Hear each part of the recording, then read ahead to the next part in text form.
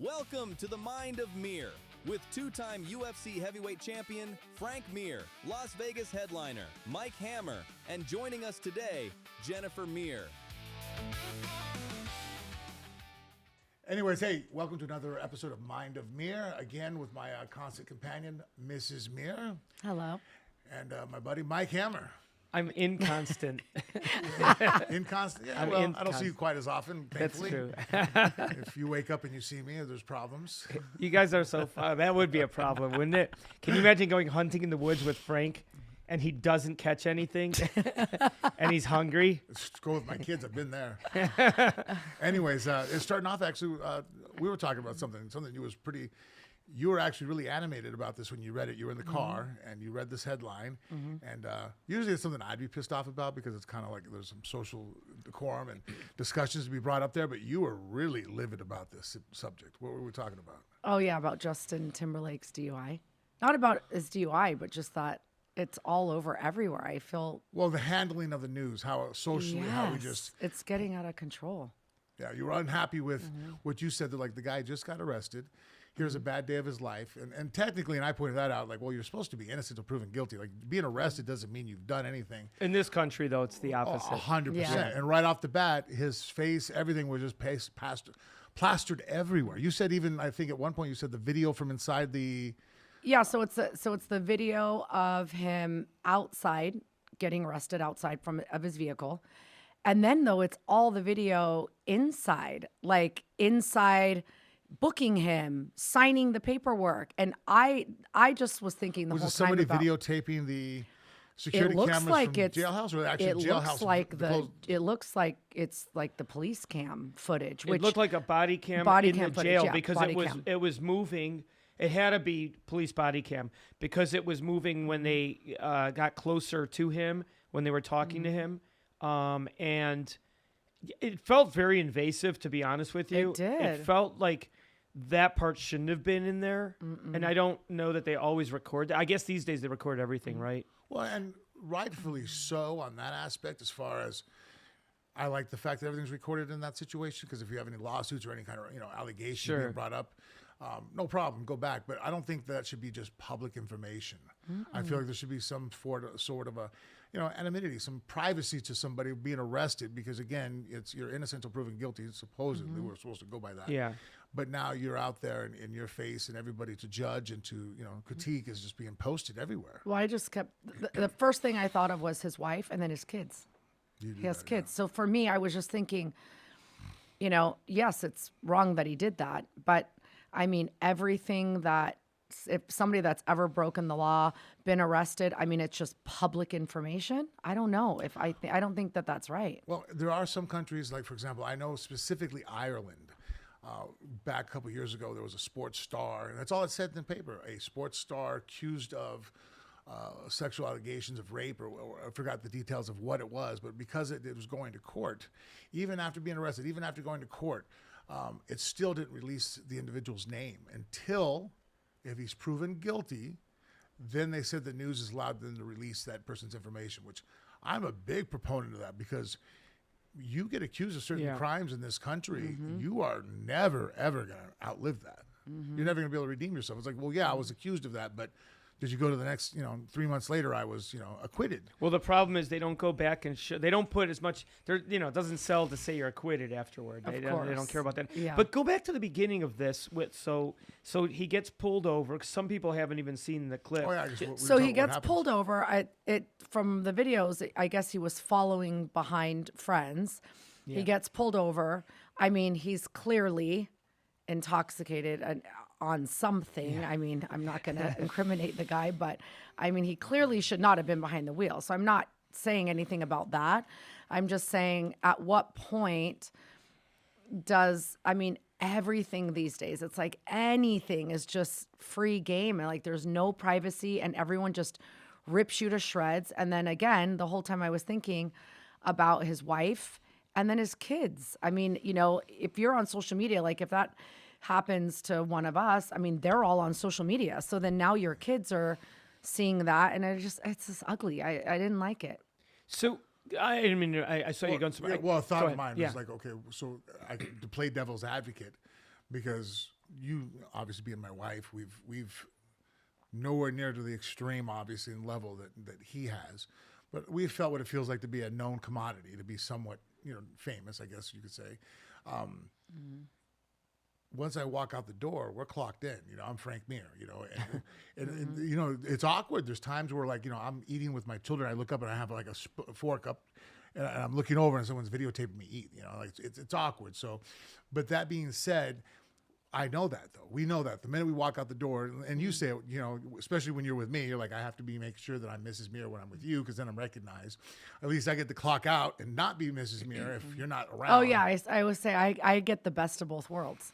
When I'm not with Frank, no one knows who the hell I am. I'm nobody. I can do whatever I want, freedom. I can go out of the house. But then when I'm with Frank, it's like, okay, you're Frank Mir's wife, So we know that. So that being said, again, people might put some onus on him going, hey, famous people or people that are known, you realize that you're going to be in the paper if you make a mistake, so you have to hold yourself to a higher level of behavior, knowing that's like, hey, if you screw up, Johnny, the mechanic next door, screws up and gets a DUI. He's not in the front news information. Whereas if I tomorrow crash my car and I get pulled over, arrested for DUI, most likely I'm going to be somewhere near the front of the RJ. There's so many takes on this, though. It's like, I know why you brought it up, because there's so many facets. First of all, there's the people that are like, well, he's so rich, he could have a chauffeur if he wants, you know what I mean? But he's driving his own car and so on. So there's that take. There's the take he should have known better if he is thinking about his family and this type of thing. 100%, yes. No, I understand what you're saying. That's what I mean. There's so many ways to look at it. I think, done it. Unless you're a teetotaler, unless you're somebody who doesn't drink at all. Yeah. I find that really hard to believe that somebody who doesn't drink at all, if you say that, okay, so never once in your life have you ever gotten behind the wheel. Yeah. When you were a little bit past where you should have been. I'm not saying that, I'm not condoning it. I realize, especially nowadays with Uber and whatnot, it's very easy to leave your car there. Pain in the ass, but there's definitely more routes nowadays than there ever been to not drive your vehicle. Right.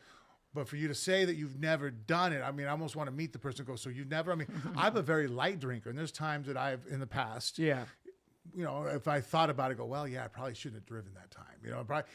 I drove home, made it. I wasn't swerving all over the road, but if I had been pulled over, would I have blown over? Probably. And should I have? No, by no means. But to pass judgment on somebody else, go, how could you? It's like, really? So you've never, like, on accident, like, have a bad moment, make a mistake, be dumb, just. Well, I looked into it afterwards because one of my friends said, yeah, and he just got a DUI. And I looked, and he got one, I think August 2024. So this Wait a is minute. his second Wait, I'm one. confused. Oh, okay. You just answered a question. This is why I was so confused. I mean, if what I was reading was accurate, which I'm assuming that it was. This came out, but I thought it was from 2024, and they just released it now. So that's not what happened? So you're saying this is, no, I think this is new. I mean, I'm assuming it's all over everywhere. Wow. Okay, I thought they just finally released the footage. Oh, really? I could be wrong. Frank's like, he has to look. Yeah, he has to look it up. Frank is like the king of fact checking. Well, you guys are talking. I'm going to look. But we should get the facts straight. I mean, obviously, but I just is all over social media. So it's like, why would all of a sudden the fact of us talking about that? Yeah, I mean, yeah. That will be even worse if it was from then and everybody's putting it out. Well, because I thought they were trying to not put it out, and then finally it got released. I thought that's what happened. Know. But he'll find out. So when I was younger, I don't drive drunk now at all. But when I was younger, Frank, 2 times this happened. I was like 18 years old and then 19 years old, and one time I got pulled over. But this was a long time ago, and I drank a lot, and I got pulled over. But back in the day, people weren't suing the police departments, so they let me go. They're actually like, okay, drive straight home. Like they knew. But now there's so many repercussions, and if I continue to drive and I say I killed someone, somebody, or now the police department's at risk for at fault for letting me go. But there was that time, and then one other time. I was 16 years old, leaving a party, and I got pulled over. I ran a red light. 16. I drove crazy. Yeah, I was 16, underage drinking, and I'm driving, and I got pulled over, and the cop. I was with my buddies, and the cop that time too. He's like, you went through a red light, and said, oh yeah, we're just going home, and we were loud and rowdy. He let us go, and I made a stupid comment though. I go, "Oh, thank you so much. The next time I'm pulled over, I hope it's by you." Like, and my friends Oh my and my friends gosh. are like, "Shut the fuck up." Yeah, I shut the fuck know. up." You're lucky Yeah. you did it. He didn't say, really? What'd you say? Yeah, exactly. So, Oh my gosh. and Are you that was finding different. Did anything? you get any info there? Yeah, I Frank? was pulling up. Sorry, I had to take off the Wi-Fi. Oh, did you not? Oh, nothing yet. Frank, still looking. All right. No. This is the fact that I'm 46, guys. Sorry. How about I'll do it and you talk I can't about see anything until I put my you, glasses you on. talk please. about being fucking famous. I'll look it up. you So He's got his. June 18th was when he got pulled over.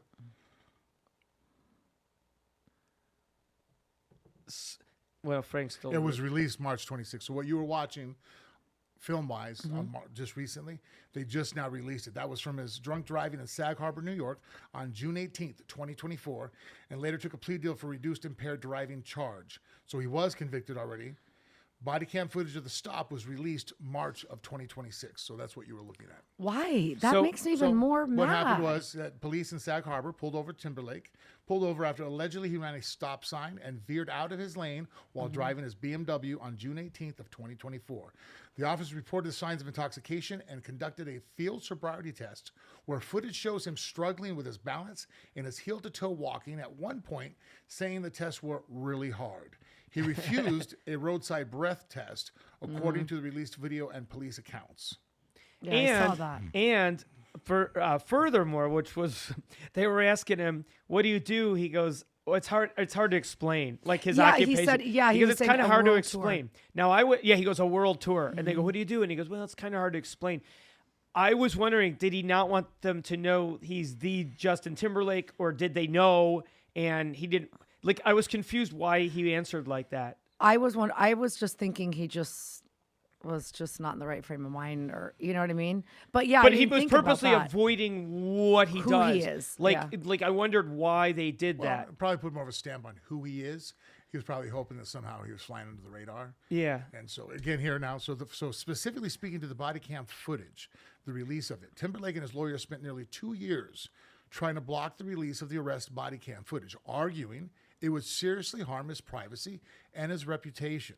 In March of 2026, after a legal settlement with the village of Sag Harbor, the redacted version of the police video was released to media outlets and widely circulated online. The video shows the traffic stop, sobriety test, his refusal of the breath test, and some of the comments to the officers, which have since been heavily covered and dissected in the entertainment media. I mean, what's the purpose of doing this like almost This- 2 years But don't you think also? later? But That's it's so dumb. but This- think about it. Anyone else though wouldn't have gotten that body cam held off for so long. They probably dragged it out in court for so long. They were probably going to release it back then. Then okay, correct. But nobody else would have had the media, people in the media, looking for the Public Information Act, asking for that to release because they knew that it was worthy. I mean, look at it right now. We're talking about and discussing it, and that's why. Right. It's funny. It goes back and forth when people talk about fame. Oh, if you're famous, it allows you to get off the hook with certain issues. I'm like, I don't think so. I think you're more under the radar. I think that there are advantages, and you get to cut to the front of the line in certain situations with fame. We've felt that. Yeah. But at the same time, man, everybody's watching you. I think sometimes you get held under a higher level of scrutiny. And for example, if it was, Michael the mechanic next door, Yeah. nobody would have been petitioning to get this footage released. Like, it wouldn't even No matter. one would have cared. But this is interesting. Like I said, there's so many angles on this that it's not even so much about him, just the scenario, but he was actually very he wasn't a dick at all. I mean, he was like with his questions, you could tell he got caught. Intoxicated, Yeah. yeah. But he was polite to the police. Like, he wasn't really a dick. By contrast, like, they've released John Jones's footage of his arrest, and he comes off like an asshole. You know what I mean? Yeah. And it's like complete. You know what I mean, Frank? Right? That one hurts. Well, for a while I went out and trained with John, and we've Yeah. had the same manager and good friend of mine is Malgikawa. Oh, First round management, and he, he's babysitted John for almost his whole career. And so there's times with John that, especially because I was friends with Arthur before he passed away, that, I've always kind of looked at John like his little brother and tried to give him advice. And, hey, man, watch, toe the line, because I've maybe have more of a line of sympathy for him than other people would, because I realize, some of how he's wired. I get that. And I think some people at home don't realize, like, hey, that brain that allows him to walk out in front of, 20,000 people screaming and millions of people online watching him and perform under pressure and rise to the occasion, that brain thinks he can beat the odds. He thinks it's invincible. And it allows athletes to jump to that level. But at the same time, sometimes they don't know how to turn that switch off. And then when they go home, that same brain causes them to go, should you do this? Well, no, I shouldn't, but I can. I can get it. I can. I'm the 1%er. I'm the special one. That same mind now that gives them, medals and awards and money, now all of a sudden causes them harm. And so I've tried to, have, sympathy and talk to John, but it wasn't until the one of his last actions when I finally kind of like not abandoned him, but basically like, you know what? I'm gonna, my hands are clear of it. There's nothing more I can say or do, because there was a certain situation where he showed a certain aspect of his spirit or his mindset. That I couldn't go along with anymore. I'm like, you know what? Being reckless in the brain and his age at the time and the pressure and the spotlight. There were so many things that I understood and wanted to help him with, but then there was just a certain act that occurred that I was like, you know what?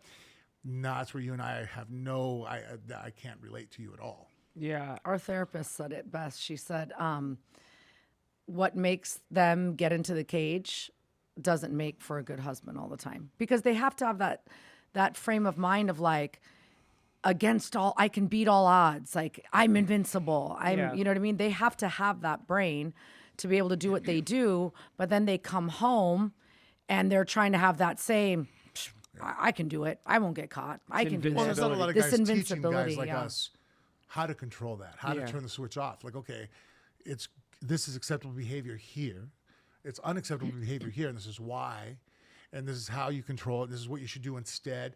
There's not a lot of guys out there, because the minute some people, usually when they speak up and start trying to even have the discussion, society shuts it down and embarrasses you for even having those thoughts, or you think like that, or how could you even think that's okay? It's like, whoa, wait a minute. I can't even have this discussion and go ahead and help us out and talk and learn how to be a man. Because society will then make you feel ashamed. It's toxic masculinity or whatever term they want to put out there to shame you for it. Right. So then guys don't talk about it. We stay, and men naturally are not really calling each other up and crying on each other's shoulders to begin with. Our society really reprimands men for showing any kind of emotion or fear or any kind of like weakness. Oh man, are you stop being a pussy, be a man up. You know what I mean? And so, again, now that just secludes you even more to where you're not looking for help or being taught. So that's why I also, too, I feel like we could talk more. And some of us that are older, that have lived that life can try to go back and talk to some of the younger guys, because I didn't have that. I didn't have somebody going, hey, Frank, that's not really the measure of a man. This would be more of a measure of a man. And being shown different paths, that would be much more conducive towards being a better father, better husband. A lot of trial and error. Just like my MMA career, there's a lot of trial and error. There's a lot of times in my career, it's amazing how so many of them correspond together. I tell people, my MMA career as a fighter, I didn't have an MMA guy none of my coaches ever fought MMA. Can you imagine? You're in a sport where you're a football player and you're quarterback, and your coach played baseball, so he's the throwing guy. Then you have another guy who's a rugby guy teaching you how to run or track and field. You have different facets of athletes that are good at different aspects of the sport, but you not have one guy that actually played football being in the coaching staff. Like, he can't even talk from experience because he's never done that. Never done exactly that. Similarities, you might have a rugby guy there, but it's like, okay, you played rugby, but you didn't play football. So, I did MMA, and here I had nobody in my corner that actually fought MMA, because it was a turn, 2000, from 2000 on, it was still a relatively new sport. We only established it in 1993 was the first fights. But here's what's interesting about that is I always found this kind of funny. The more that a fighter's out there doing what they do, like Frank, there's so much more footage on you, and they start to look at that. Like when John Jones first came around, and he was great. I'm just using him because we were just talking about him. He was so good, and he was really good at in the ring. He could improvise different scenarios, and he was quick. But there wasn't a lot of video on him, And same with you. There wasn't a lot of video early on. He came around later. I get that point, but there wasn't a lot of video. People start to study that, but you didn't have any of that really. No, but also too though, what makes John very impressive when you're the champ for that long, when you're a number one, and nowadays in the last 10, 15 years, if you can string together victories like that, whether it's NCAA, collegiate wrestling, whether it's tennis, I don't care. Being the top dog for a long time consistently is extraordinarily difficult. It's even more special than people realize because, again, realize that John here, he was number one in the world. Number two guy is thinking about John. The number three guy's thinking about John. Right. The number all the way down. All those guys are Right. studying your film. Right. John's not at home studying their film until they get the call that, oh, that's who you're fighting. Okay, now I got 6 to 8 weeks to learn this person. That guy's been watching you since he was a little kid, you know what I mean, type scenario. So everybody's hunting for you. So looking at every weakness, every mistake, every tendency that you possibly have inside that cage or in that sport, on that field, everything you do, every thing. Oh, you like to do this more often after you do this. You'll throw this after you throw that. Guess what? All those guys are all studying and coming to kill you. So the next second guy on in the world are all trying to beat you and focused on you. So for you to constantly just string together victory after victory, like a Demetrius, amazing, really. So when you talk about when we were talking about, you know how when people know you're a star, like Justin, for example, I just talking about that topic. People do expect you to behave differently because you're like that. Because you just mentioned with John, for example. But what do you think it is in, like, people don't understand you, like with Justin, for example, he never even came out really and said, I don't think that he did, to just not justify, but at least explain himself a little bit and show some signs of being apologetic. They tried to bury it. So where do you see that that's helpful for society or someone? He could, maybe he will, but he could have reversed. How am I trying to say this? No, you know what? I think that in Justin's case, it was a missed opportunity for him and his staff to embrace, to be relatable. Because here he's not a normal person in most aspects of his life. He's a talent as a singer and a producer and whatnot. He's made it in life. He's one of the 1% of the 1% of people in the entertainment world. And here he has a moment where he's like everybody else. He fucked up. I had a stupid moment. I was dumb. I made a mistake. Like almost everybody at home who's watching has had those moments in their life where they were dumb. That was a stupid thing I did. God damn it. And here, I think a missed opportunity to be relatable for him to go, I fucked up, and guess what? It's not an excuse that I fucked up, but I did. And this is what I'm going to go ahead and do to change it, to move forward. I apologize for my actions and shine some light on it and be human for a moment and be very relatable, I feel, because now you can look at him and go, oh, the people at home can say, oh, you're just like me. Oh, you also make stupid mistakes sometimes and fuck up, and the next day go, shit, why did I do that? Yeah. And then, well, okay, cool. What did you do afterwards, Justin? Well, I had to go ahead and make an amends for what I did. I had to figure out what the consequences of my actions and then how I approach those consequences. He buried it for 2 years, yeah. Yes, we handled it a little bit differently. But that, again, I think I personally, from just a little bit I understand of the situation, I feel missed opportunity. I feel a lot of times, I think that when people that are in the spotlight trip, I think those at home, the fans, like to go ahead and see them embrace their slips, their falls, their stumbles, because it humanizes them, it shows humility, and then it becomes something they can learn from at home. You sit there and look, oh, so you screwed up, what did you do? How did you fix it? How did you address that situation? Because I can tell you that I probably speak to fans more about that than ever about my fight career. When people ask me, oh, when you were in a motorcycle accident, and you were injured, or after this loss, after you seen this adversity, after you stumbled, Frank, what did you do to get back up? And I think that's because people are also looking for answers in their own life. I fucked up, I stumble, I'm at a low point. How do I get back on my feet? And people are always looking for that information that we can help each other and lift each other. Yeah. He says injured, like as if he broke his arm. You were very damaged in your motorcycle accident. Didn't you break multiple bones? And I mean, weren't you almost? Wasn't it pretty He got bad? hit by a car and thrown 70. He flew About it hit 90 him feet, right? 75 feet. Was it 75 feet?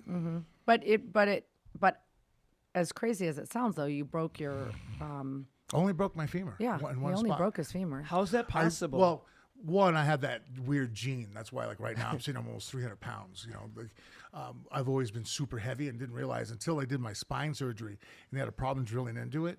That's when they came back. Well, your bone density is unreal. So realizing, oh, that's why I can't float in a pool. My bones are just funny, Mike. way You have to thicker, watch it. way more dense than. We found Frank's kryptonite. Water. Oh my God. No, it's so no. He sinks to the bottom. I could do push-ups in a pool. Yeah, he sinks to. I do push-ups at Yes, the bottom you of the have to see it. I've never seen anything like that. Yeah, I think I could walk from one end to So the you other. can't float because your bone density. Zero. Zero Like chance. he can lay completely flat on the bottom of the pool, I can pull down floaties. like completely How- flat. I thought because your bones, it's denser than the air in your body. Is that how usually Well, floating works? Yeah, you have to be less dense than the water you displace. Right? Okay. So most people, because of the lung capacity, and usually you're about 70% water, Which so is the that's air, 80, yeah. Right. So really, you have 30% that's not denser than water, give or take percentages here or there. But because you're offset with the volume of what you offset water, that's why those things that those. What am I trying to say? Super carriers, boats that are made out of steel float. Yeah. Because even though they're made out of steel and iron and they're super heavy, they still are lighter than the amount of water they displace. So I'm not lighter than the water I displace in the It's pool. so crazy. Is that weird? So Yeah. speaking of what I broke the leg halfway completely through, I had a lot of soft tissue injuries, like tore my knee to pieces, Yeah. PCL, ACL gone, dislocated my hip, which didn't become a problem until later on in Oh, life. your foot too. Your Ripped my foot off, almost lost my toes. your pinky toe. Yeah, it actually a piece. I guess it's because when the car hit me on the side of my leg, and it threw me over the top, where I guess my forward momentum threw me over the top. My foot and leg got stuck between the motorcycle and the car. Yeah, I was just going to say, you have to explain to people because when I got hit by the car in my So leg, you I were was on a traveling, motorcycle. Eastbound on Sahara, and I had getting ready to cross the Grand Canyon area, and an individual was getting ready to take a left-hand turn, and the light turned yellow, and they should have waited for me. I had the right of way, and then they started to go, so I started to hit my brakes, but I came up on my front tire because of how hard I had to hit them because of traveling. Oh shit, short amount of time to make this adjustment. I was already in the intersection. Then they hit their brakes, and I thought, oh, they realized they fucked up. They're going to stop. So I don't want to veer to my left, which I would have done if I was by myself, to kind of go behind them, basically. But my brother was riding with me. I was on a Gixxer 1000. He was on a 750. I didn't know where he was off to my rear. I didn't know if he was behind me on the right side or on the left side. So I didn't want to clip his front tire if I shot left, because that's where I last knew he was at. So as the car stopped, I went to go ahead and go around the front of it. So I put my front tire back down. And as I started to go, he started to go. He saw the same thing. Oh, you're going to stop. I'm going to go ahead and get out of the middle of the intersection and just go through and finish my fuck up now. So as he gunned it, now all of a sudden I see him gunning at me. I'm like, oh, I better gun it now because now I'm in the intersection. I rolled on too hard and my front tire came up off the pavement. So now I have no ability to steer. So as I went, I was like, I'll just beat him. And I gunned it as hard as I could. And we just basically had the same game plan. And he collided and T-boned me on the side of my leg on the left side. It threw me over the top of the car. I remember even looking at the roof as I'm doing a cartwheel over the top. And as I get ready to hit the ground, I just relaxed and I brought my chin to my chest. And I tumbled. I've done that my whole life. Of course. And Of so course he did it. Yeah, like Buzz Lightyear. So I tumbled all the way, and then I actually remember, because as I'm tumbling, I was skipping.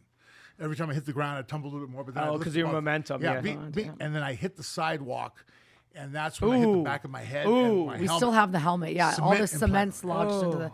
But the best part, though, you have to say, this was 11 days before our wedding. Yeah. Oh. The last time going to work that night. And so I'm actually, on the you know- oh, no, go ahead. grass. Bike is tossed and crashed, and so this is where that situation was. So I broke my leg, hip injury. Didn't know any of that until I was on the grass. And to make a long story short, my brother came running towards me, and he sat there. I'm sitting there looking up at the sky, like breathing. I'm like, shit, okay. He goes, hey, are you all right? I'm like, I think so. Wow, okay. I went to sit up, and I couldn't sit up. I was like, wow, I don't know what's wrong with me. I can't sit up, and that was a weird feeling. My body basically, because my femur was broken in half, it shut down. It protected me by not allowing me to get up. So I had vomited inside my helmet and got it off. And that was like my biggest worry at the moment, until the ambulance showed up, And that's when they like, they're like, talking to me and checking me out. And they're like, hey, so you were over there where you got hit and you went, who drug you over here? I'm like, nobody. This is where I've been. I'm like, wow, okay. And so then they go, hey, was one leg longer than the other? I'm like, no, because once my femur snapped, it slid up. So that's why. So like, all right, look, we're gonna have to put your leg in traction. It looks like you have a femoral, like, compound fracture. And so they put me on traction and pulled my leg apart before they would, put me in the back of the ambulance. How painful was that? Not at all. That's why actually it felt like I took it. The fact the guy was asking me, how are you feeling? I'm like, you know what? I feel like I've taken a very heavy leg kick. And a couple of guys have recognized me because I had just won the title. This happened September 14th, and I had just won the title June 19th. Oh, wow. No, it's so funny with Tim Sylvia because I was Tim Sylvia. I always say Tim Sylvia. Tim Silva. They joke because he broke Tim Silva's arm. Right. Won the title, bought a motorcycle, used the money, bought a motorcycle, and then broke his leg. Tim's always like, karma, right? Yeah, karma. So when I was there on the grass, they were going to put this tourniquet on my leg or, traction. And the only thing was they had to take my clothes. They're removing my clothes. So their scissors are just cutting I'm like, oh, shit. The only thing I remember, at that point, I was still talking about my pain level. I was making jokes because as they were cutting my clothes off, I've now, since, the accident occurred, a bunch of people have come out of the apartments, people have pulled over. I have now created, a crowd of people, probably 10, 15 people sitting there looking at the train wreck that they're watching. And so the grass is wet, though, and it's cold. It's like, 8:30, 9 o'clock at night.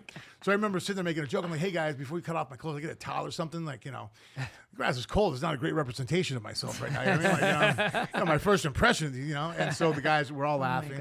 But then they're like, hey, your heart rate, blood pressure was, I forgot what they said was to do with it, how they thought that. But they said, you are probably internally bleeding. Mm-hmm. There's a chance. And if we don't get you to the emergency room, like now, you're not going to, basically you're going to pass away. Yeah. Mm-hmm. So that's when I realized it was serious because I was like, oh, shit, Yeah. And so I actually then at that moment, I got real quiet. I closed my eyes and just started meditating and just, controlling my breath to control my mind and slowed my heart rate down. It was just like, okay, well, what can I do right now to control the situation? What's within my power? Well, I can control my heart rate. I could stop the comedy routine. I could probably shut the fuck up. Stop slowing these guys down, keep my mouth shut, and treat and then slow my heart rate down. And just plus, you hit your head. You don't know you could be concussed. Clear. You don't know really, right? Yeah. And if you have a head injury, you're not the one that knows. That's always a laugh when people argue with people with head injuries or like after a knockout, a guy goes, "Did you see that you got knocked out?" No, I didn't. I'm like, why are you arguing with the guy that just had a concussion?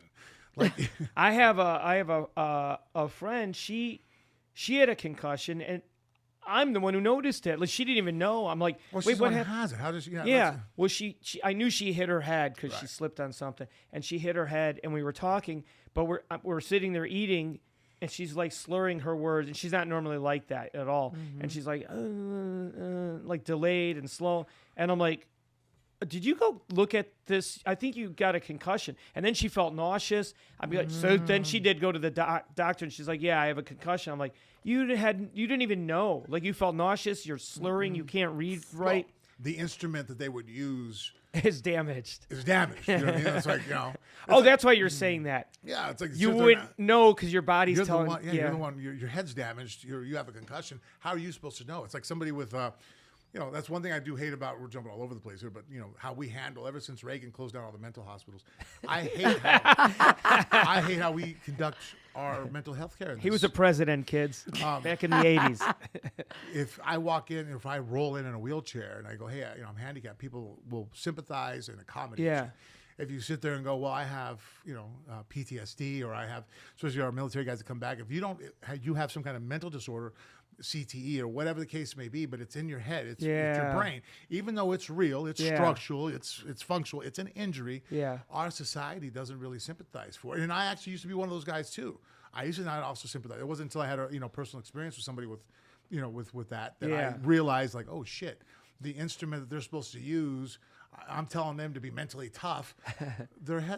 How shallow and unloving on my part. You know what I mean? Just like, fix it. That'd be the equivalent of me telling somebody in a wheelchair, hey, just get up, dude. Just get up. It's all in your head. It's all in your head. It's all just your foot. legs. Yeah. Yeah, the same thing we do with mental health. Hey, just, you don't need those pills. Just go ahead and, suck it up, man. Man up. Mental toughness, fortitude. It's like, guys, their brain's damaged. The part that's supposed to be that you're asking them to help with is hurt. You know what I mean? Like, again, you wouldn't tell a guy in a wheelchair to stand up. Yeah. I mean, I would, but that's just me. Well, it's you, yes. Frank, I had that happen at my show. Actually, you were doing it the night we were there. Oh, Yeah. yeah. I was like, wait a minute. You just did it when we were there. You were heavy on the The handicap. poor lady in the wheelchair. Well, something was wrong with her. Stop. We don't know what. I did For say those this at home that don't watch, Yes, haven't been to Mike's show yet, if you ever come to Vegas, you definitely have to come see his show. But Mike, he doesn't pull punches. I swear to God. so I don't know how he doesn't have security there.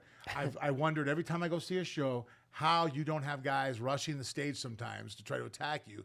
So, that being said, It's the hilarious. front row, a lady made the mistake of sitting there who was in a wheelchair, and he pulled no punches. Well, You knew you knew her from a previous Do you know what happened? I know what you're talking show. about. Yeah. Yeah, it happens so often. I forgot which night. I Which remember handicap now. person you were? Oh, it happens often? No, I'm going to tell you what. Well, I'm saying that I pick on someone that it's not the first one in a wheelchair. It's not because I'm not picking on them because they're handicapped. No, front by row. the way. It's the You front sit- row. Yeah. Yeah.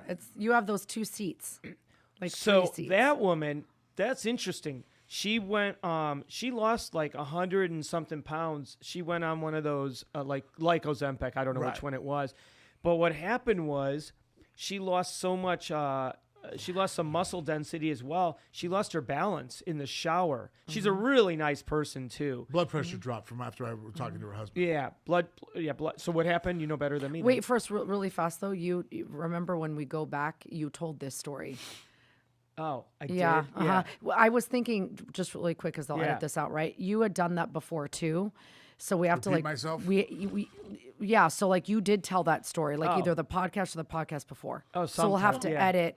I'll Yeah. make it a quick one. So, anyways, the lady had lost her balance inside the Yeah. bathroom after her blood pressure dropped down, and then so she was now in a wheelchair because she had injured her leg, and she's sitting in your front row, Yeah. and you're just going after Well, her. I know what's going on, but right there you go. But the rest of the audience didn't know, so they're like, they turned on me. It was actually quite funny. Actually, I didn't think so. I thought everybody in there thought it was hilarious. Okay, I that's thought why- it was funny. I didn't think anybody turned. I thought they turned Yeah, on me. I didn't. What gave you? Because I'm with Jennifer. When you started saying something at the end, we were all taking pictures. Yeah. You were talking and speaking to the point. Well, yeah, man, the audience really were upset with me. I'm like, really? Like, what was that indication? Because I didn't notice anybody. I thought they were all turn on you. laughing. Yeah, Yeah, they Well, thought I- it was funny. I typically set up what the scenario is so people understand it. But I jumped right into it so soon that they don't like. Sometimes I'll pick on the guy that's older up front. He's laughing. I could see he's laughing and enjoying it. But if I don't set it up properly to the people in the back, they're like, "Oh my God, he's picking on that old guy. That's terrible." So know? are you basically measuring that or making that assessment off of the fact that people weren't laughing how as they hard? respond? But no one Yeah. responded negatively, I felt like, right? That's No, what I no, thought. I didn't think so. I thought when they did, because you guys were laughing. I thought the people behind were like, "Ooh," but it was like there's good oohs and bad oohs, and this was one of those like. Well, everybody, I looked around and we were sitting more in the middle. Yeah. Because typically when something's very shocking happens, people go, oh, like when you don't laugh, you do the, ooh, shit, like Yeah. you went there. And when I looked around, everybody kind of had the same look in their face. We're like shocked, but not mad. Maybe it's my own need to be loved. Well, you're always hypersensitive towards yourself. You know. Yeah. Well, here's what's. This is what I was going to say earlier, and it kind of sort of brings things back full circle a little bit when we were talking about with Justin and whatnot. It is weird because I think a lot of people, when you are even, it doesn't even have to be famous, but a successful person, we'll say, people don't realize how much it takes to become successful. Like it's not that you became successful overnight. It's that every day you live that lifestyle, whatever it is, to try to make it. But they don't realize that's a high thing. That's a high level of something to uphold mentally. Like you don't always feel great every day, but you try to do the best you can. People only see it, the success part. But like with Justin, for example, you never really know what's going on through his mind at that point. I'm sure maybe he was drinking for a party. You never know the reason is what I'm saying. And you never know once he got caught. I mean, that had to take him down quite a few notches mentally. Like, I can't even imagine what was going on through his head, because it's not a normal person where, oh shit, I'm gonna lose, whatever, my license. It's not that kind of thing, and then I can't work. Or he knows if this gets out there, I mean, look what's happening. It's gonna be bad. Well, and I don't think it could have had to be. I think, again, the only people I feel that that's bad for are people that are very judgmental. If you have somebody, and usually it's the more of our journalists and whatnot that sometimes get screwed with that they're always reporting on other people, and then they pass judgment. And if you're a negative person, and I feel like you're always kind of judgmental, because if you think about that, even on a less than famous level, just your group of friends, your circle of friends. Sure. If you have that friend or that individual who's very high, judges people and very opinionated on people and very negative, when they fuck up, it's almost kind of like the whole town gets an opportunity. Oh, well, now you're down and out. We're going to get your ass. Where if you're a normal person and you're just show basic humanity and basic humility, when you're down and out, as long as you embrace it, I don't feel like people in our society really attack you. Oh, do you? I disagree. People are vicious. Yeah, they're. Well, yeah, you always have that degree. Yeah, and especially if you're any type of anything, pretty, rich, famous, then it's like it's their way, I guess, or people's way, I guess, of feeling like they're better than you. Do you know what I mean? So I think that's what's happening right now all over social media, is that he's just getting ripped apart. It's like, see, look it, And again, I just go back to. Well, do you think he's being ripped apart because he fought so hard to have it suppressed, and that's what really even caught people's attention more? No, I think people just laugh at him. It's just people are just cruel on it. You know what I mean? It's just like, ha ha, look it. But go ahead. Well, I use Jason Giambi as a good example of that. When that steroid scandal came out with all the baseball players, and they had Roger Clemens sitting there, basically being investigated by our government. I blew my mind that baseball was being questioned here on Capitol Hill. But anyways, Barry Bonds, and there was a couple other athletes that really just got the hatred from the crowd and the fans, because they kept denying. And I'll ask people, like, hey, so what'd you think about Jason Giambi? They're like, why? I'm like, oh yeah, he was on that too. But you know what he did? The next day, he had a news conference at New York, because he was on the Yankees, famous. And here he embraced it, said, yes, I did it. I fucked up. Whatever. I don't even remember now what his excuse was as far as injured, wanted to play longer, whatever the case may be. Made no bones about it, and took it. And now when I talk about it years later, people don't even remember, because it's like, oh, he embraced it. The anger, the animosity, the witch hunt wasn't there.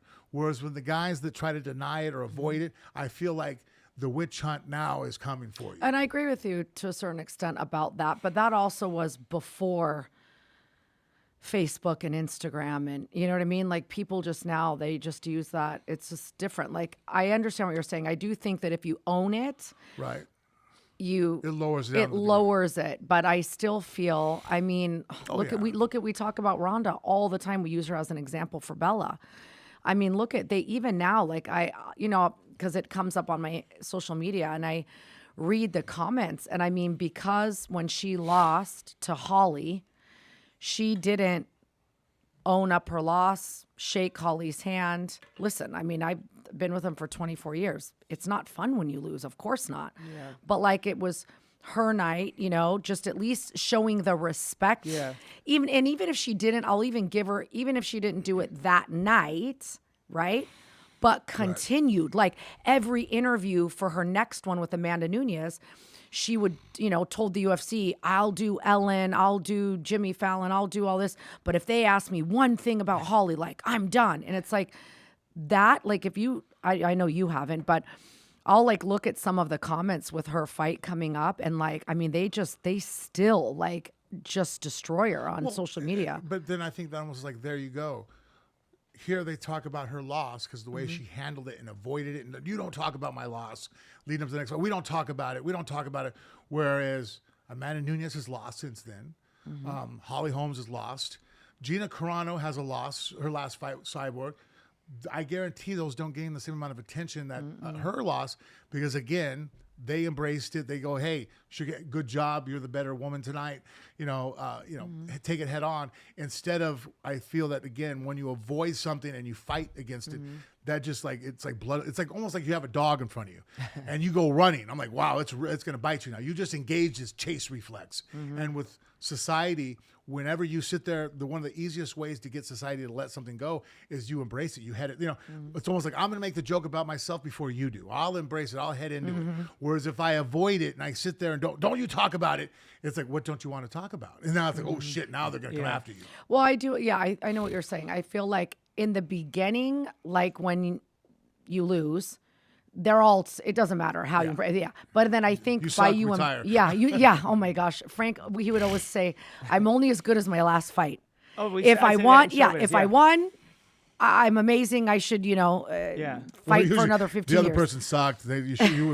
How did you ever want to fight them to begin with? I can't believe that. I'm like, wait a minute. It's never Before win. that fight, you said the guy was going to murder me and how like it wasn't close. Yes, you can never win. So, I mean, we all know that. But I think at least it slows it down, like it ends it quicker, right? Because I think too, with you and your losses, when they realize, this is the one thing that I did love about social media, because I would get so mad, I would get upset because it's like, he's my husband, obviously. And it's like, fuck, like he can never win. He goes into the fight and they're like, oh, he's never going to win. He wins the fight and they're like, oh, that guy sucked. He loses this fight. They're like, oh, Mir, you suck. It's like always something.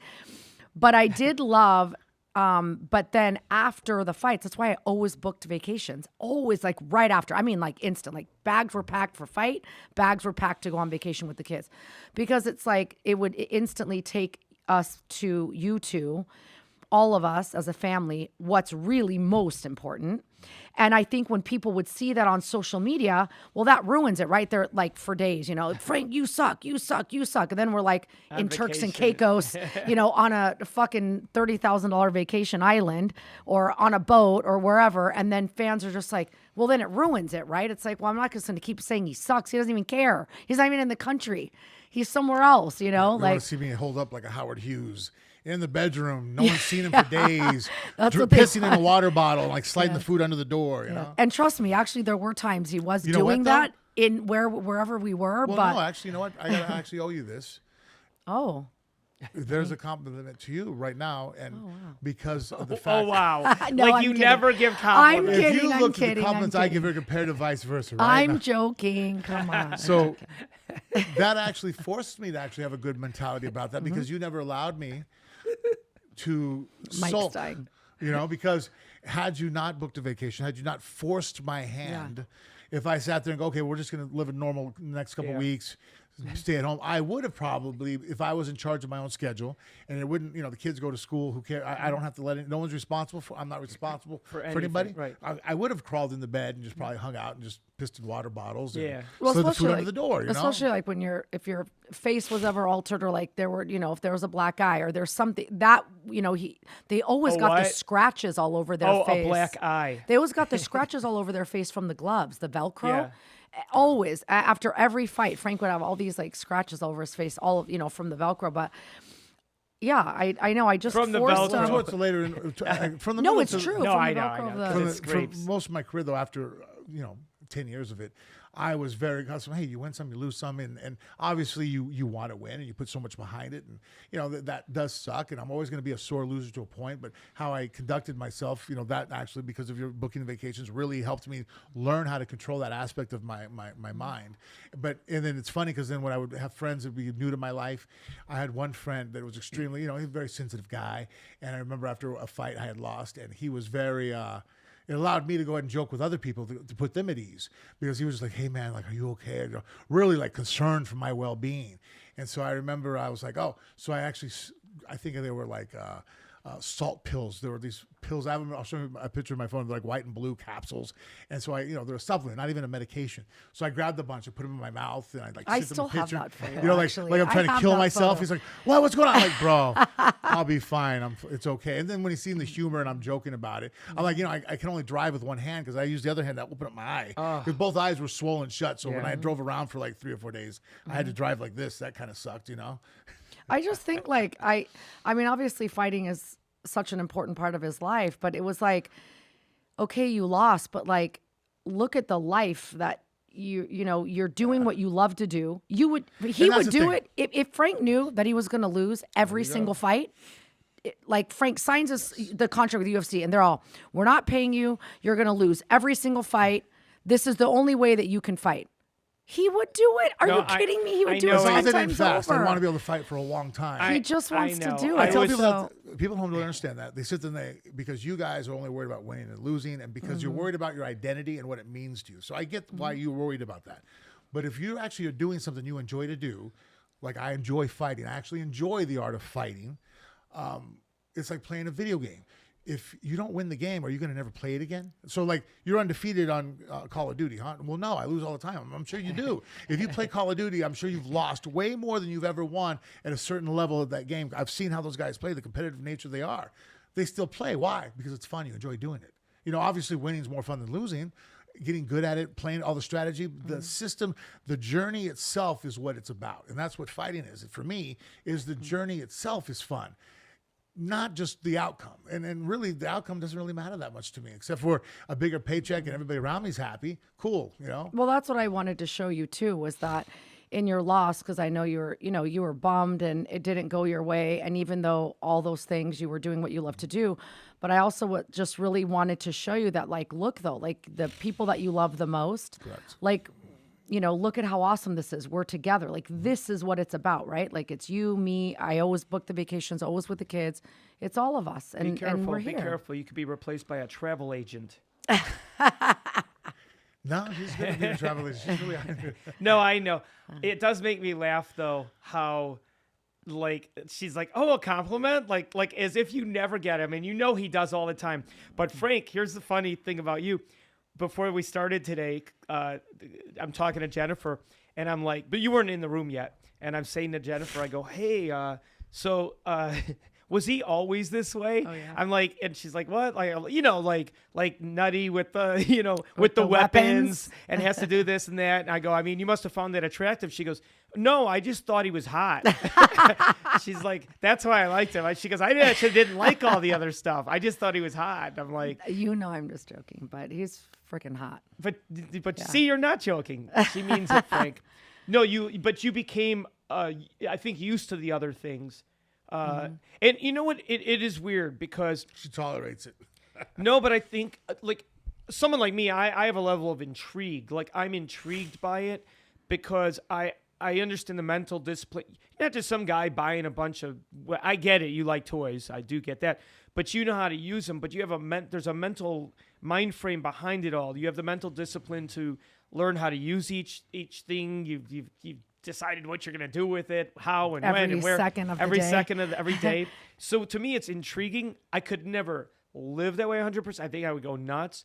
But you married into that. Mm-hmm. And so how do you do you ever, you're so used to it now. Like your friends must think you're nuts. Yeah. Well, I mean, and my girlfriends I've had for a really long time too. So they're just like, oh, Frank, they think he's crazy. He's got a bunch of guns, but they always say, if the world comes to an end, we're coming to your house. And I think for me, what I did find attractive about that was that he's just such a protector. You know what I mean? Yeah. I feel so protected with him and with the kids. And then now the kids are big and they're, becoming these adults. Bella carries 13 knives on her at all times. And they're these little mini mirror machines.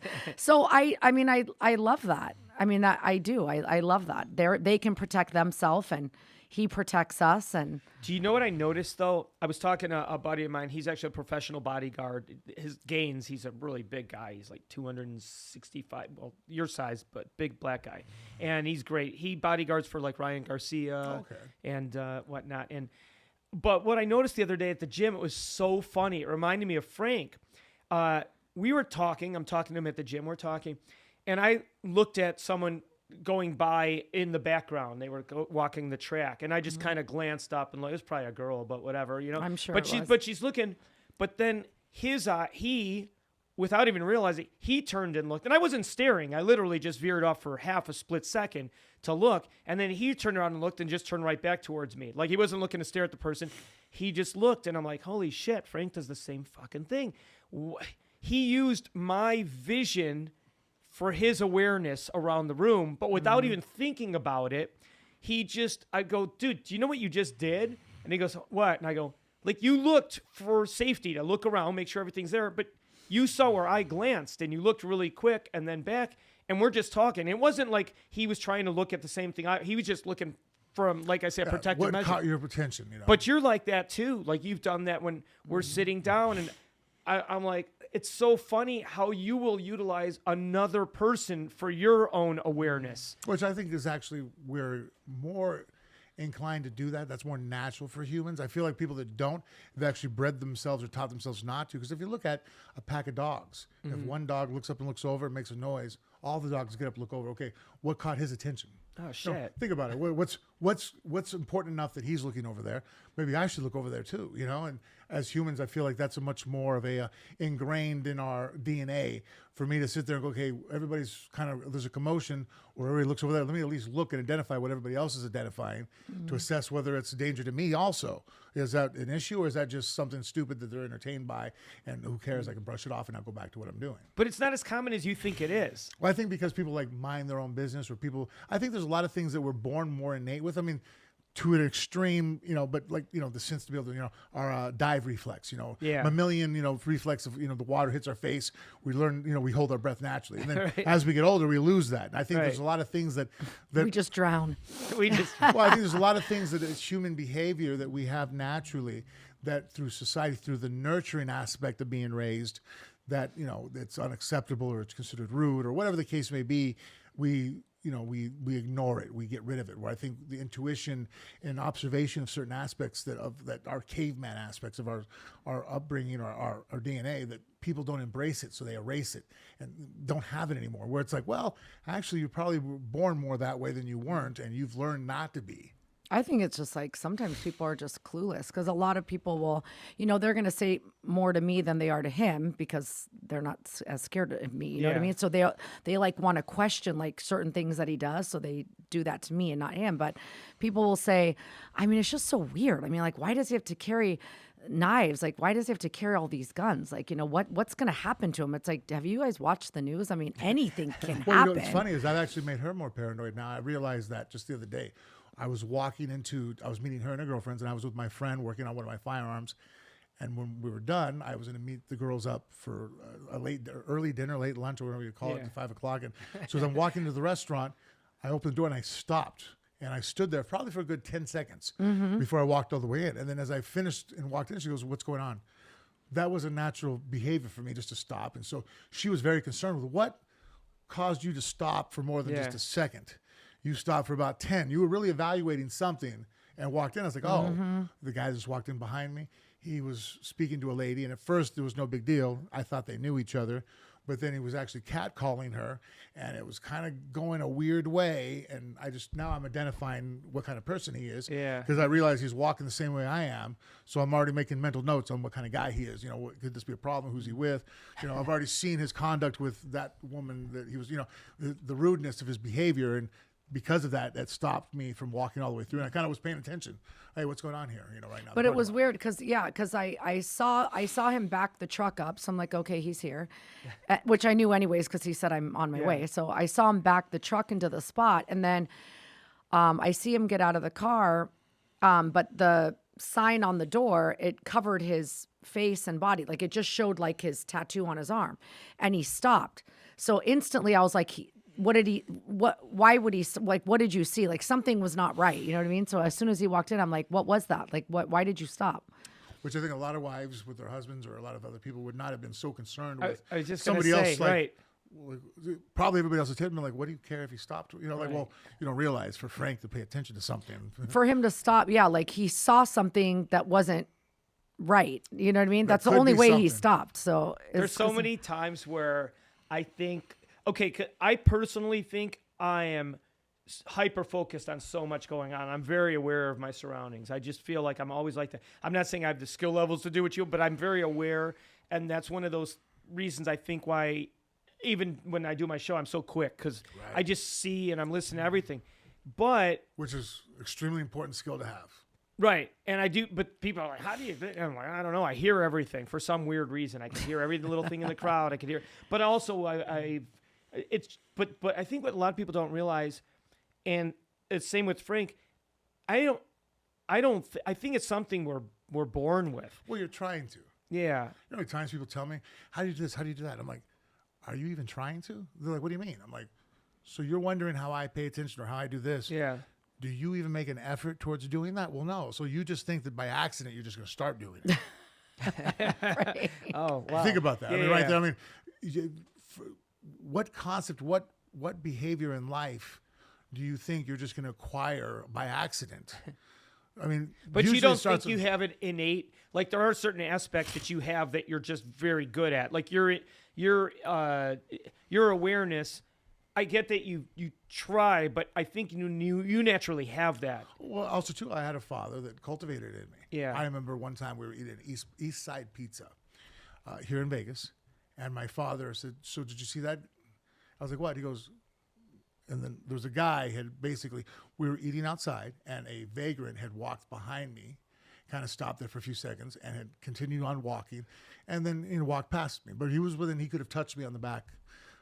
Most people probably consider that not a big deal, but my father was like, "Did you see that?" I'm like, "See what?" And I at least said, "But Dad, Thanks the on vagrant." pizza.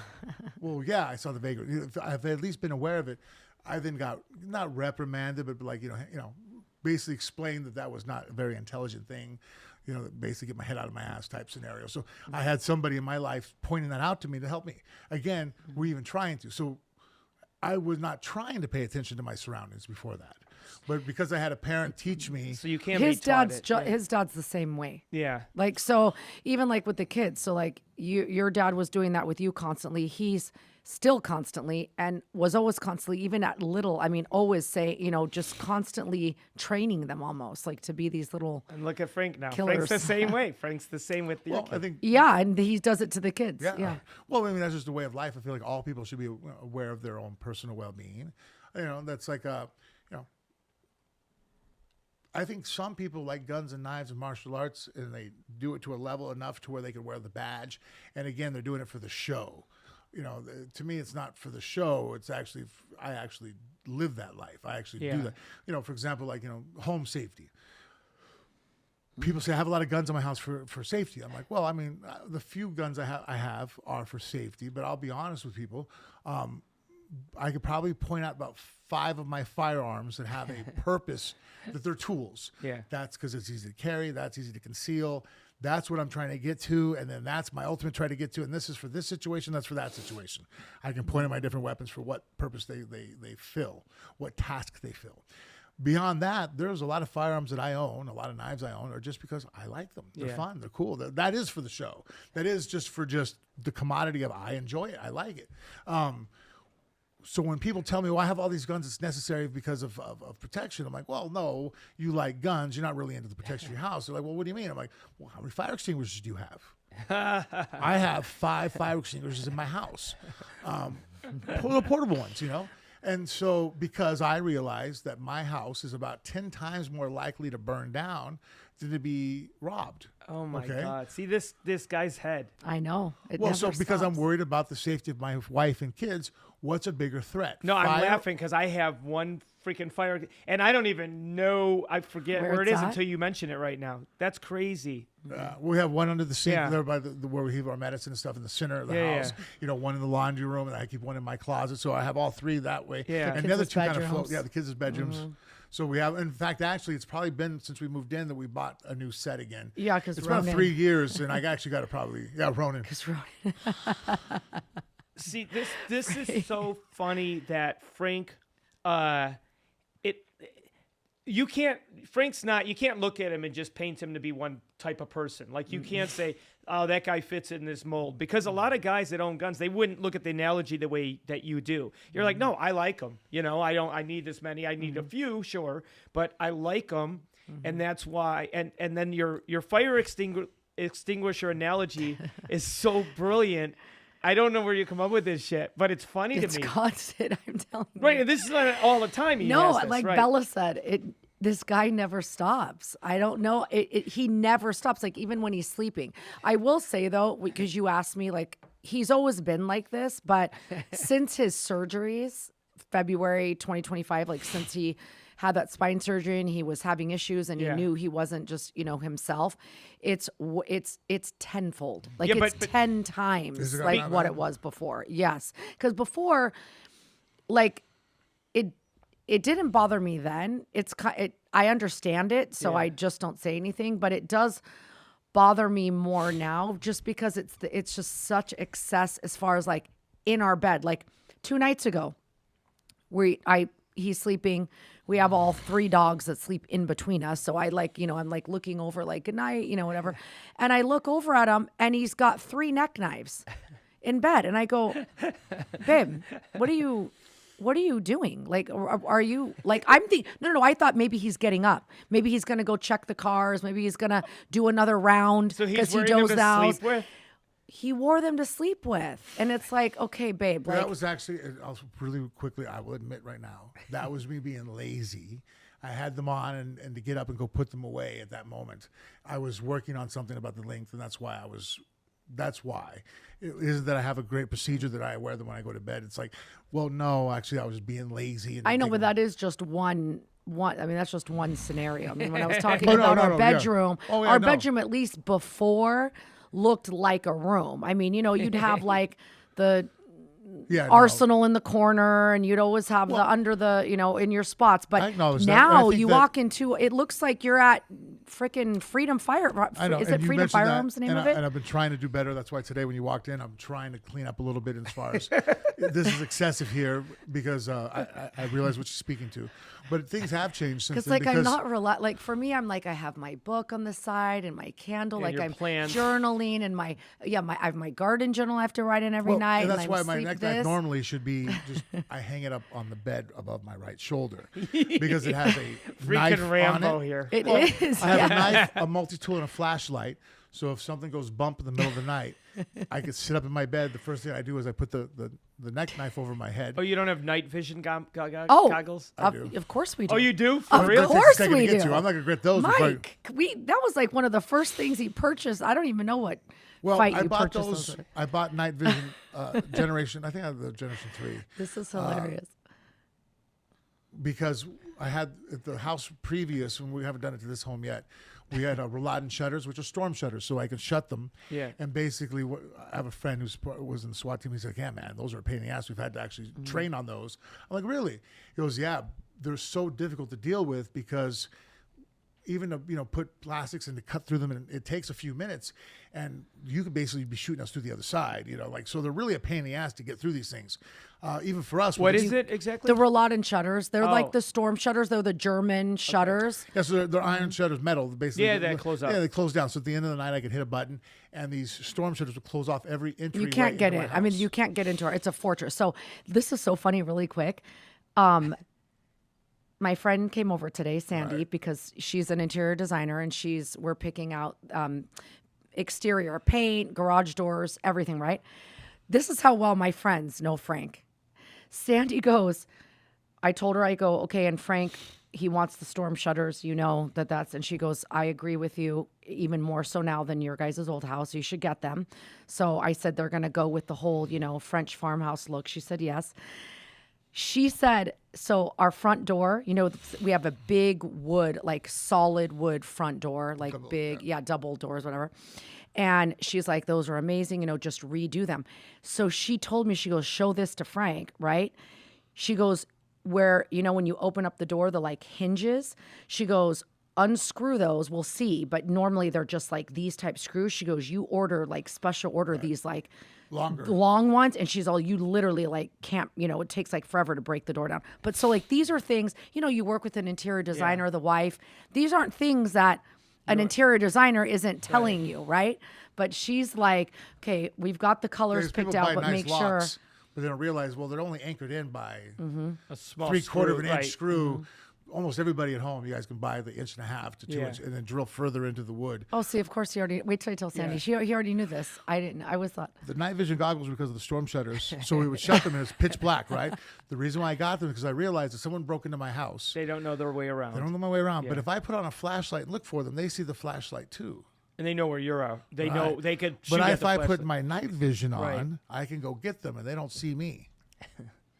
It's just, it's not, it really is like never, it's every single scenario. And it's funny because like when Frank's not talking and you're just staring at him, you're like, oh, he's like vegging out on the couch or he's out back smoking his pipe. You're like, oh, look at, he's retired now. And just like, no, now. his mind is going like 100 miles. It's like scenario after scenario after scenario.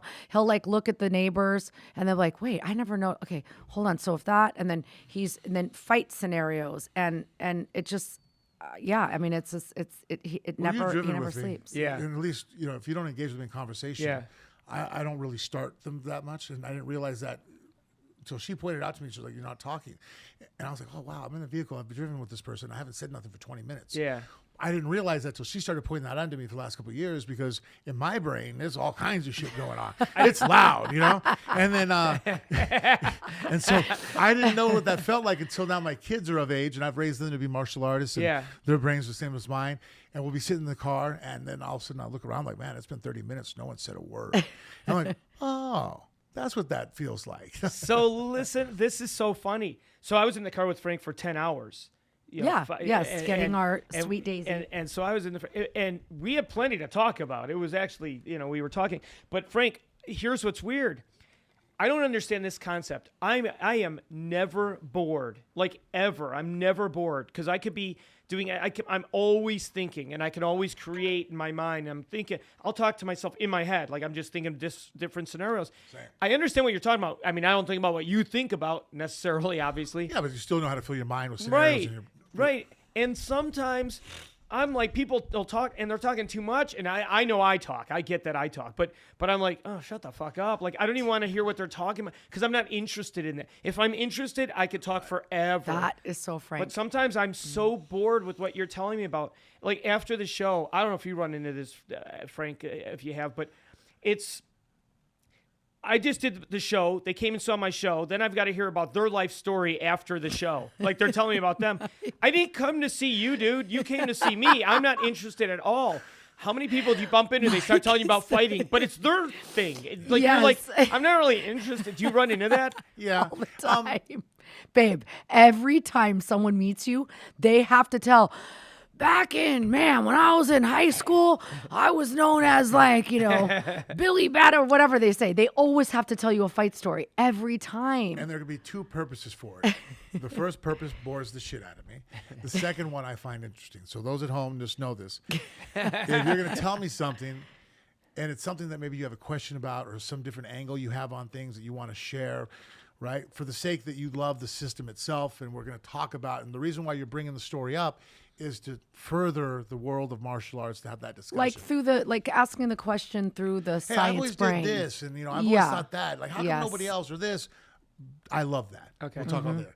But if you're telling me a story so that you can validate that you're a badass too, in some form, or you're trying to let me know, and it's something to do with your identity or your sharing, it's for show, it bores the shit out of me. I could care less. You know what I mean? Like, I'm literally like 2 words into it, I'm somewhere else. I'm staring at you, and I'm like, I'm not there anymore. Remember every time the kids always pretty much stayed on the same teams, but anytime, every new season, even though they're on the same team, it's a new family, a new parent, it's a new somebody. And so many times the wives or the dads would come to me and be like, what do I talk to him about? What do I say? And I always say, like, don't talk about his fights. He doesn't want to talk about his fights. Don't talk about fighting.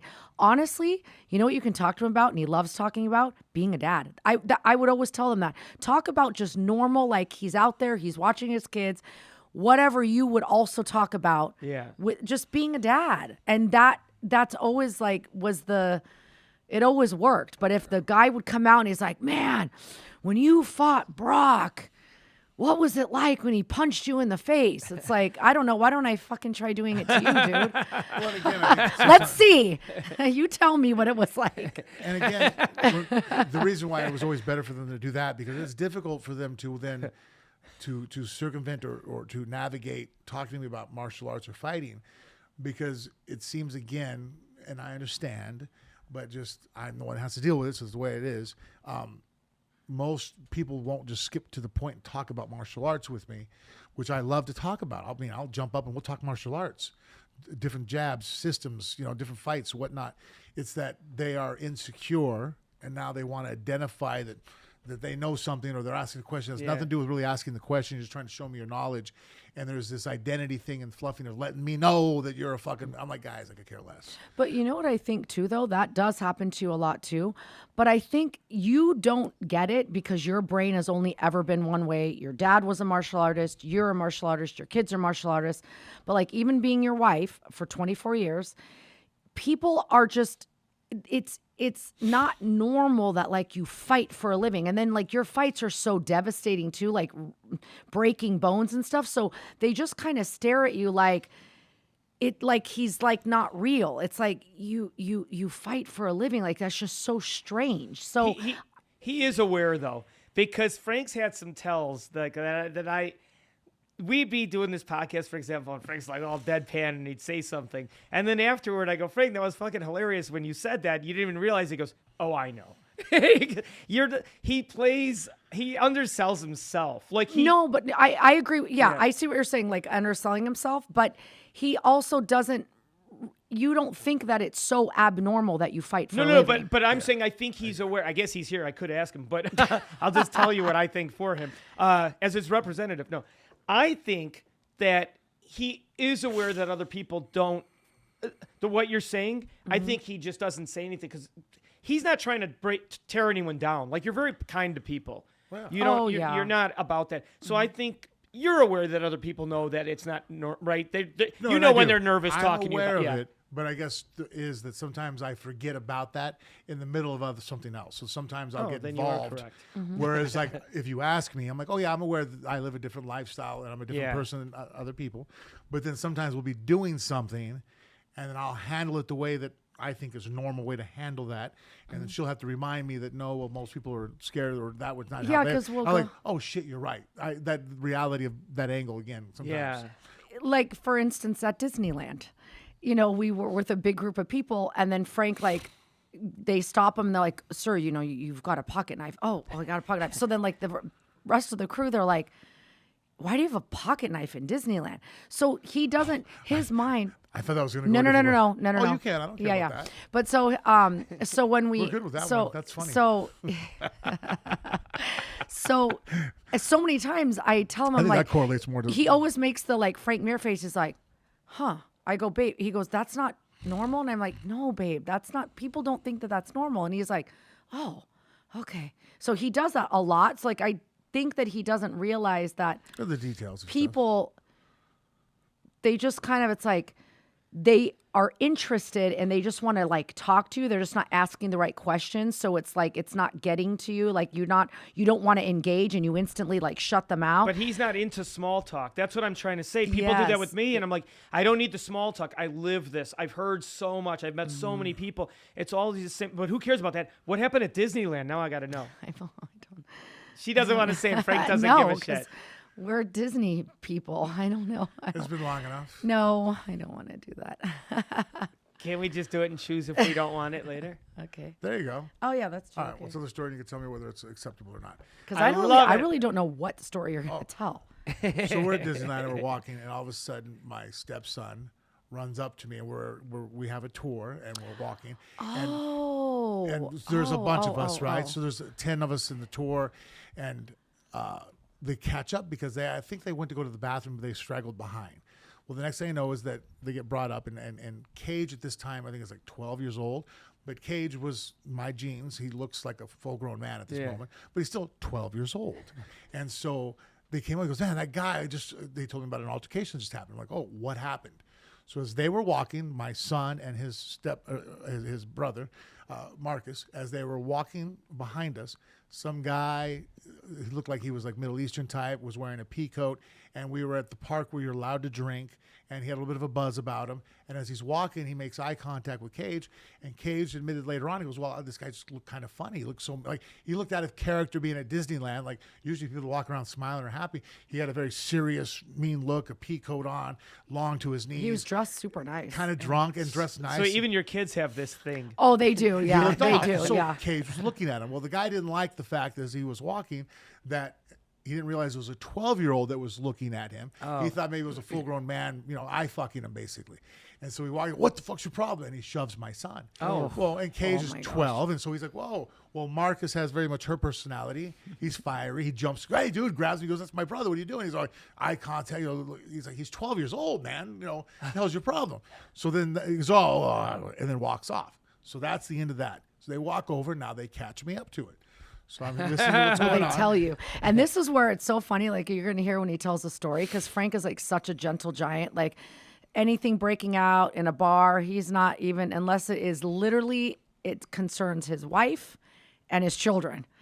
And so this, like, it's very few times. This is one of them. I can count on one hand that I've seen him, like, literally lose it. And this was one of those I got angry times. because Well, my it's his son kid. now felt It's, unsafe. yeah, of course. I was pissed. So then I look Yes. at Cage, and Cage now doesn't feel safe. He feels, he's a little bit of shock. He's like, I just want to go. I just want to leave. And he just doesn't want to, can we just drop it?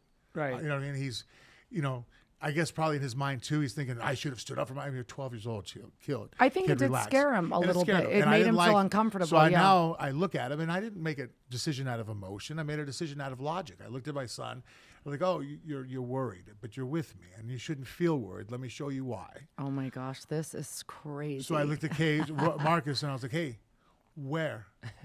He goes, well, Dad, somewhere Where? over there. That's it. Where? And so I looked over. I said, I have to use the bathroom. And my wife knows exactly what's about to happen. I already know. And so the Our tour guide. poor guy's like, what? I'm like, I got to pee. Just wait right here. No, Frank, she don't. was- I'm like, I'm just peeing. Just relax. It's fine. I mean, and we're all there. It's my sisters. Marcus, the- now everybody else stay here.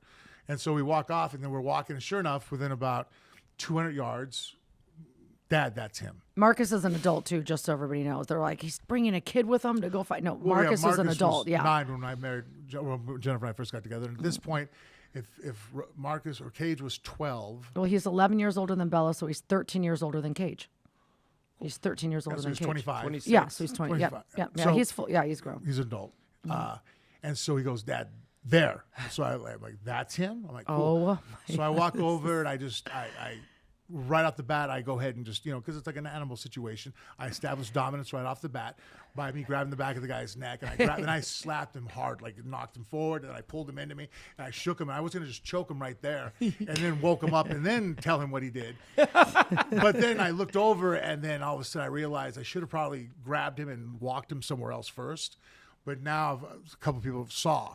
So I brought him in really close to me so no one else could see anything. And I just told him, a few words of just, you owe my you son said you're an going to teach him manners. yeah, basically like, hey, So we walked back over to. Look how Frank won't say what he said. No, he says we walked back over. He walked him back, like you carry someone on Yeah. their jacket. He walked I them escorted back him over. back to my son and the He family. escorted, yes, that's so a that he good could word. give Cage the apology that he deserved. He Oh, wow. apologized to Cage for how his conduct and his behavior, because he was rude and Yeah. obnoxious, and he made Cage feel uncomfortable. Well, he put hands on Cage. Yeah, he that was pushed the him, thing. He shoved him. pushed Cage. Cage that's is uncalled 12. for. It's like, Yeah. Or nobody should touch anybody. That's my firm yes. opinion at home. If you get in an argument with me tomorrow, I won't touch you unless you touch me first. Or if you know what I mean? Like, that's how I feel. We should always respect each other no matter what and not put hands on each other.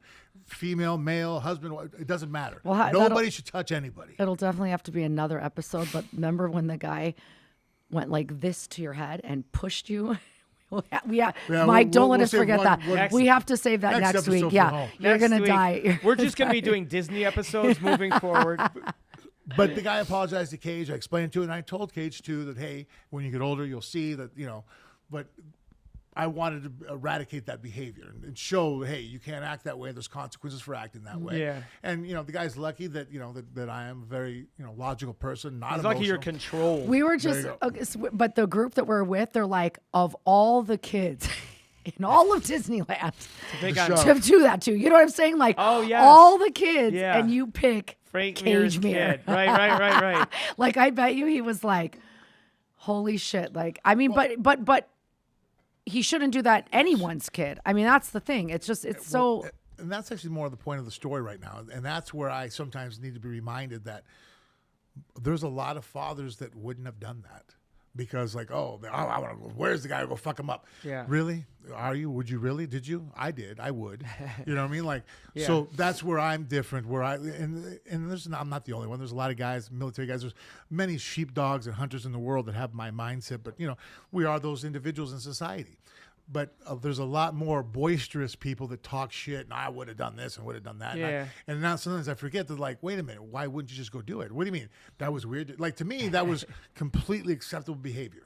I wouldn't have thought that was weird at all. Yeah, because you didn't. It wasn't this big violent thing. No. It's not like you were punching him. Well, afterwards, though, I tried to make it as hidden as possible. In fact, it wasn't like I yelled. I didn't raise my voice. No one heard me screaming. That's even he worse. He never raises his voice. But that's even worse. That's why Hannibal Lecter is so scary.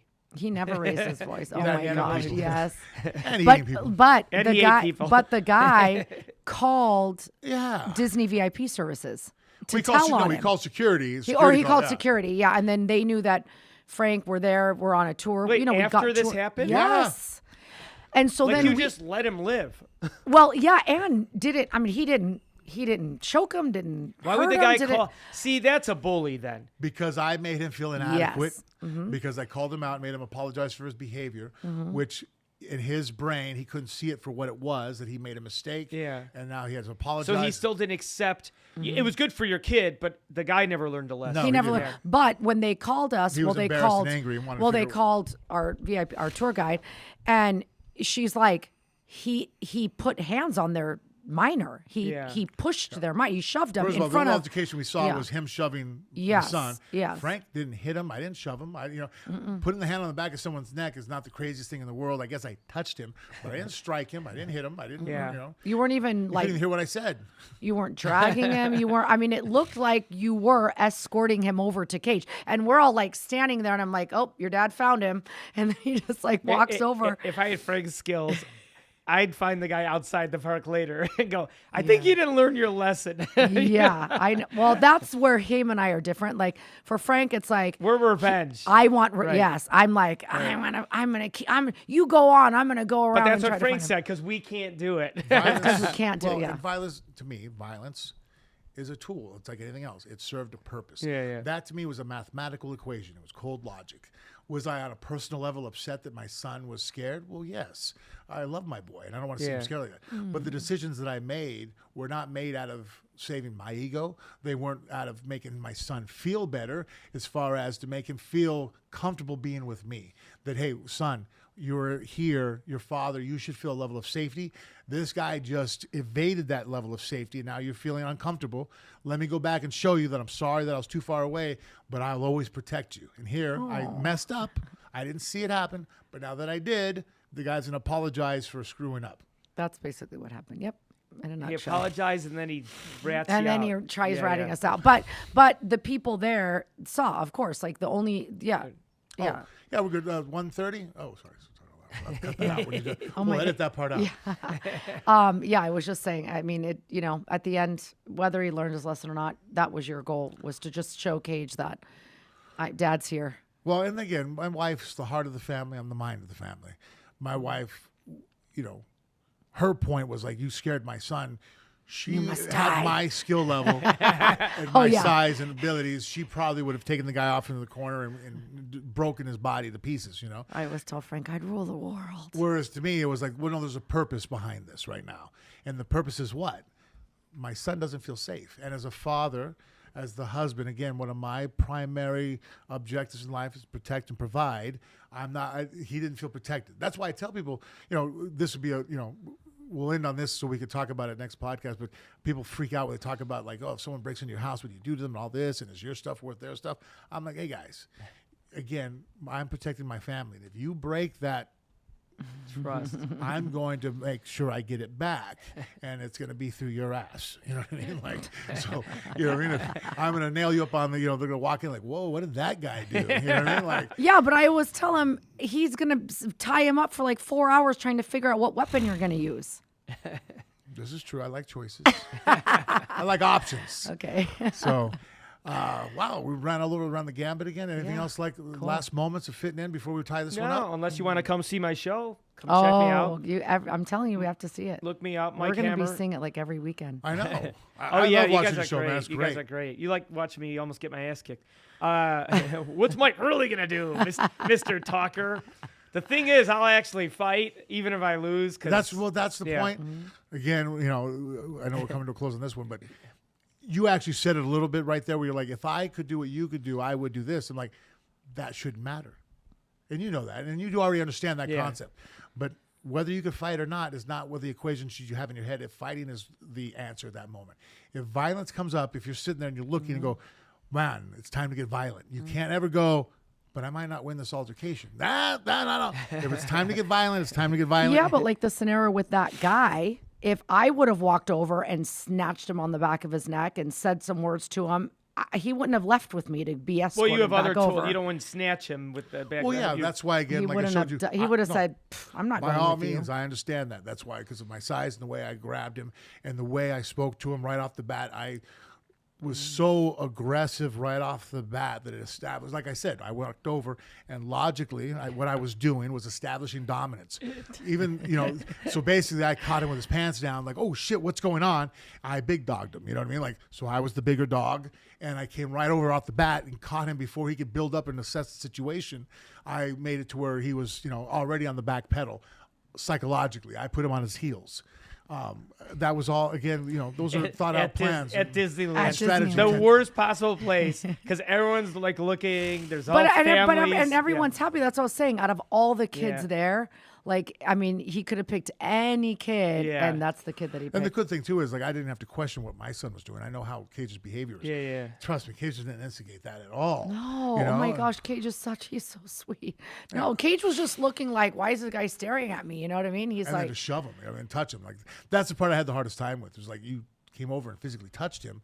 And again, that's why he came over to apologize. I should never have touched you. Like, regardless of what you're thinking or feeling, you should not have touched him. And he's telling you shouldn't have touched him. And then I'm letting you know, sorry, Cage, I didn't catch it to begin with, but I caught it now. And that showed him that I had no problem with confrontation. That's not why we didn't see it and avoid it. So that my son feels safe that in his mind throughout the rest of the day, he goes, oh, if some guy were to come up and shove me, I know what my dad's going to do. You know what I mean? So, like, relax, son, be a kid. I'll be the adult here. Because there'll be a day that I'm old and feeble and I need my son. Now he's going to be the man. Like, hey, Dad, son, Son, return the favor. go grab me that knife that's hanging above our bed. We're like, lower that guy down so I can stick him. can you? Oh, right, we're this is gonna a keep- whole. I know this is a whole other thing, but next week we have got to talk about when Frank was in his wheelchair for 6 months. It was the Rambo wheelchair. It's hilarious. Yeah, I And think with we the have walker. pictures and the walker. The walker was like. I'll remind you. So anything Yes, else? This is remind we me. started off with you talking about the Justin thing. No, Anything else was you it want to wrap great? up with? No, And those at home, again, they can follow you at Mrs._Mir. on Instagram primarily, right? Yep, Only. and Facebook. Oh, you live at Facebook? Oh, I don't follow you there. Official Hammer would be mine. Mike Hammer. Look it up. Yeah. The And Frank Frank Mir. Mir. And The check out The Frank Mir. And check out. We're also posting a bunch of shorts on Frank's Facebook page. If you're not on there or not, And we got to listening get. That's we'll talk about now. Is that Yeah. also setting up my legacy page, Frank Mir. there. Oh yes. The YouTube page. Hopefully soon we'll be having this on there so you guys can watch it at home. Thank you for following, and I'll see you next week.